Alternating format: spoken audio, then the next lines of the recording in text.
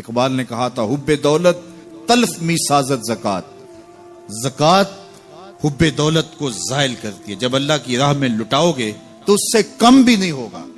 میرے حضور نے 3 چیزیں قسم کر کے کہیں۔ حضرت ابو کبشہ الانماری رضی اللہ تعالیٰ عنہ سے مروی ہے، میرے حضور نے ارشاد فرمایا اگر کوئی شخص کسی کو معاف کر دیتا ہے تو اس کی عزت کم نہیں ہوگی، میں محمد اللہ کی قسم اٹھاتا ہوں۔ دوسری بات میرے حضور نے فرمائی کہ جو شخص مانگنے لگ جاتا ہے، سوال کا دروازہ کھول لیتا ہے، اللہ اس کے لیے محتاجی کا دروازہ کھول دیتا ہے، اس کی کبھی کمی پوری نہیں ہوتی۔ اور تیسری بات میرے حضور نے قسم کر کے کہی ما نقص مال عبد من صدقہ، کہا میں اللہ کی قسم اٹھا کے کہتا ہوں کہ صدقے سے مال کم نہیں ہوتا، صدقے سے مال گھٹتا نہیں ہے۔ تو ایک تو مال بھی نہیں گھٹے گا، یہ ضمانت کس کی ہے؟ میری نہیں ہے، یہ رسول اللہ کی ضمانت ہے۔ ایک تو مال بھی کم نہیں ہوگا، اور دوسرا یہ ہے کہ حب دولت ختم ہوگی۔ حب دولت تلف می سازت زکات، یہ ماہ سیام آ رہا ہے تو زکات سے حب دولت کو کم کیجئے، بلکہ صدقات دیجئے، نفلی صدقات کیجئے، غرباء کی مدد کیجئے، مساکین کی مدد کیجئے، اپنے غریب محتاج رشتہ داروں پہ غور کیجئے، ان کی مدد کیجئے، اپنی ہمسائیگی میں دیکھیے، پردے سے مدد کیجئے، ان کی عزت نفس بھی مجروح نہ ہو۔ یہ جو نمائش لگا کے 10 اخباروں میں چھپوا کے لوگوں کی مدد کرتے ہیں، اس سے گریز کیجئے۔ کبھی سوچیں کہ اگر آج کسی کی بیٹی لائن میں کھڑی ہے تو کل اگر یہ مرحلہ میری بیٹی کے لیے آ جائے تو پھر میرا مزاج کیا ہوگا۔ تو عزت نفس کا خیال رکھیے، لوگوں کی غربت کا تماشا نہ اڑائیے، اور لوگوں کی جو ہے وہ محتاجی کو اپنی تسکین کا ذریعہ نہ بنائیے۔ یہ تو اللہ نے تمہیں دیا اور انہیں نہیں دیا، اور وہ آزمائش کی گھڑی میں کھڑے ہیں، تم ان کے ساتھ کھڑے ہو جاؤ۔ تو لوگوں کی مدد کیجئے، دکھیوں کے کام آئیے، مساجد کی جو ہے وہ تعمیر کیجئے، مدارس دینیا کے ساتھ وابستہ رہیے، اور لوگوں کی فلاح کے لیے، بہتری کے لیے کام کیجئے۔ اللہ نے آپ کو دیا ہے، یہ مال یہاں رہ جانا ہے۔ میرے حضور نے فرمایا ابن آدم کہتا ہے میرا مال میرا مال، اس کا مال وہ ہے جو اس نے کھایا یا پہنا اور پرانا کر دیا یا آگے بھیج دیا، باقی اس کا نہیں ہے، وہ وارثوں کا ہے۔ مرتے ہی ورثہ بن جائے گا، مرتے ہی ترکہ بن جائے گا۔ کفن بھی میلا نہیں ہونے دیں گے کہ بعض اولادیں تو بانٹ لیتی ہیں۔ اللہ اکبر، وہ گھر جو ان کے لیے بنایا تھا، ایک رات بھی تجھے اس گھر میں رکھنے کے لیے تیار نہیں ہوں گے۔ آج تیرا نام چھن گیا، آج کوئی یہ نہیں کہتا کہ پیچھے اس امام کے اور حاضر اس چودھری صاحب کے، حاضر اس میت کے۔ آج تو ڈیڈ باڈی بن گیا، آج تو میت بن گیا۔ آج خان صاحب، ملک صاحب، چودھری صاحب، پیر صاحب، مفتی صاحب، تیرے سارے ٹائٹل چھین لیے گئے۔ آج پیچھے اس امام کے اور دعا واسطے حاضر اس میت کے، آج تو میت بن گیا۔ آج تیرا لباس بھی پھاڑ کے اتارا ہے، آج تیرے انگوٹھے باندھ دیے گئے ہیں، ناک میں روئی ٹھونس دی گئی ہے۔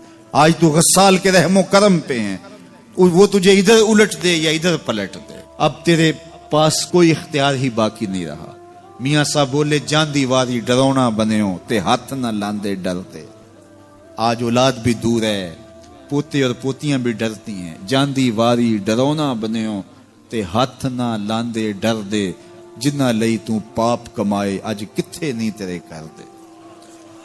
آج سارے چلے گئے، تو آج اپنے ہاتھ سے اپنی زندگی کو سنوارنے کے عمل کی طرف بڑھیں اور راہ خدا میں خرچ کریں، دکھیوں، مجبوروں اور لاچاروں کے کام آئیں۔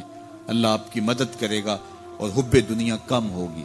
اللہ تعالیٰ جل شانہ نے سورہ عادیات میں پہلی 5 آیات میں قسمیں کی، پھر 3 آیات میں جو ہے وہ حضرت انسان کی وہ کمیاں، کوتاہیاں جن کی بنیاد پر باقی گناہ سرزد ہوتے ہیں ان کو بیان کیا، اور اس کے بعد پھر علاج بھی قرآن نے بتایا، اور کس قدر اس کو چوٹ لگائی۔ افلا یعلم اذا بعثر ما فی القبور وحصل ما فی الصدور ان ربهم بهم یومئذ لخبیر۔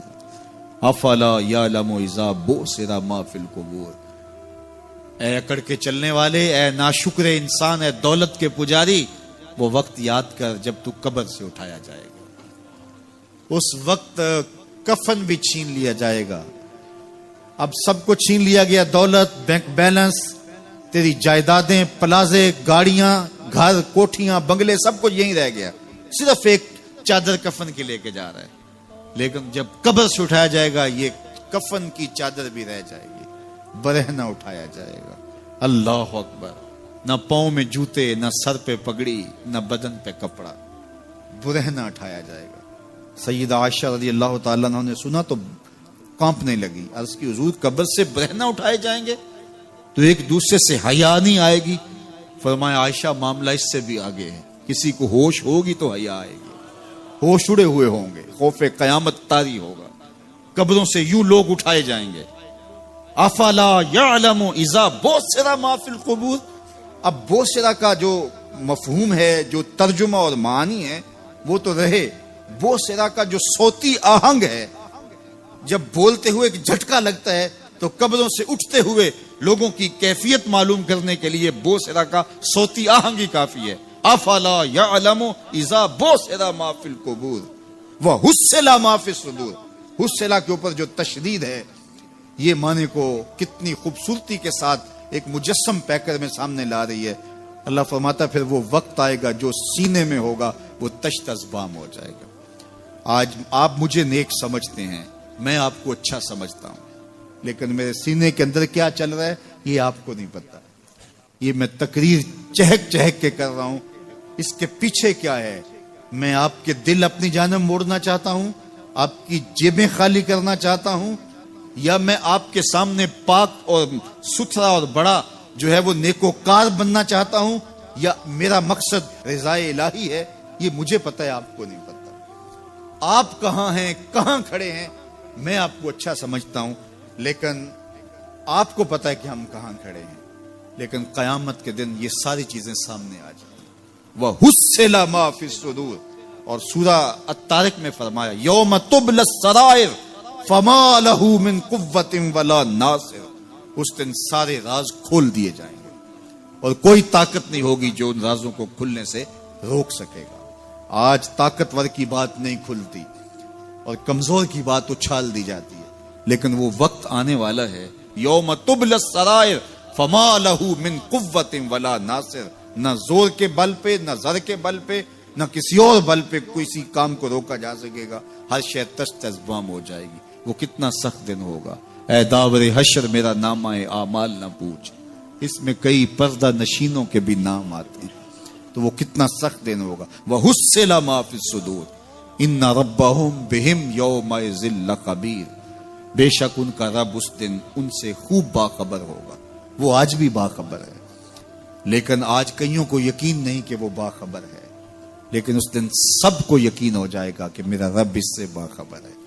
جب پرانی تصویریں چلنا شروع ہو جائیں گی، جب ساری ویڈیو سامنے آ جائے گی، زندگی میں جو کیا، تنہائی میں، اعلانیہ، خفیہ، جہاں جہاں جو کیا، داد عیش دی، سب کچھ تشت ازبام ہوگا، سب کچھ جو ہے وہ سکرین پہ چل رہا ہوگا، کوئی چیز بھی تشت ازبام ہونے سے نہیں رہ جائے گی۔ تو پھر بندہ کہے گا اوہو یہ تو سب میرے مالک کو پتا تھا، لوگوں کی نظروں سے چھپ سکا، رب کی نگاہوں سے تو نہیں چھپ سکا۔ اس کی نگاہوں سے کون چھپ سکتا ہے؟ یہ یقین آج اپنی روحوں میں اتار لو، اچھی طرح سے جذب کر لو۔ گناہوں سے بچنے کا اکثیر نسخہ ہے یہ یقین کہ میرا رب مجھے دیکھ رہا ہے۔ یہ یقین جب روح میں جم جائے، خیالوں میں اتر جائے، اعتقاد کا پختہ حصہ بن جائے، پھر بند کوٹھڑی میں بھی جرم نہیں ہو سکتا کہ میرا مالک تو مجھے دیکھ رہا ہے۔ آپ دیکھتے نہیں کہ جب ساتوں دروازے بند کر کے بت کے اوپر موٹا کپڑا ڈال کے زلیخا بولی ہے تلک یوسف اب تو آ جاؤ نا، اب تو کوئی نہیں دیکھ رہا، قال معاذ اللہ، تو جناب یوسف نے کہا میں اللہ کی پناہ میں آتا ہوں۔ اللہ اکبر! تو دروازے بند کر کے لوگوں کی نظروں سے چھپ گئی ہے، اور بے نور آنکھیں رکھنے والے اس پتھر کے بت سے بھی حیا کرتی ہے اور اس پہ بھی پردہ ڈال لیا ہے۔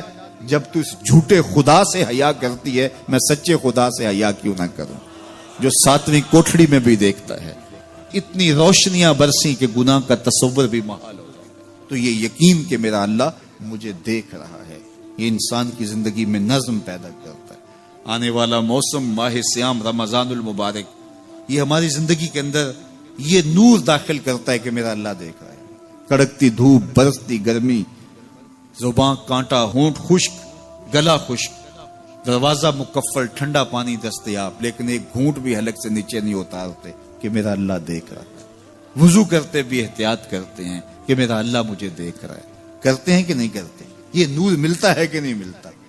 اس کو پھر جذب کر لینا چاہیے تاکہ یہ زندگی میں چھا جائے. کیونکہ جو رمضان میں دیکھتا ہے وہ غیر رمضان میں بھی دیکھتا ہے. اور پھر پانی نہیں پیتے کہ اللہ دیکھ رہا ہے، کھانا نہیں کھاتے اللہ دیکھ رہا ہے، لیکن جب آنکھ بھٹکتی ہے تو اس وقت اللہ نہیں دیکھتا. جب خیال بہکتا ہے تو اس وقت اللہ نہیں دیکھتا. رشوت میز کے اوپر سے لے رہے ہوں یا نیچے سے لے رہے ہوں تب نہیں اللہ دیکھ رہا ہوتا. اللہ صرف کھانے اور پینے کو دیکھ رہا ہوتا ہے. یہ جو ایک نور آیا ہے اس کو جذب کر لیں، پوری زندگی میں پھیلا لیں. تو اسی لیے رمضان تقوی بانٹتا ہے، روزہ تقوی بانٹتا ہے، زندگی میں نور اور روشنیاں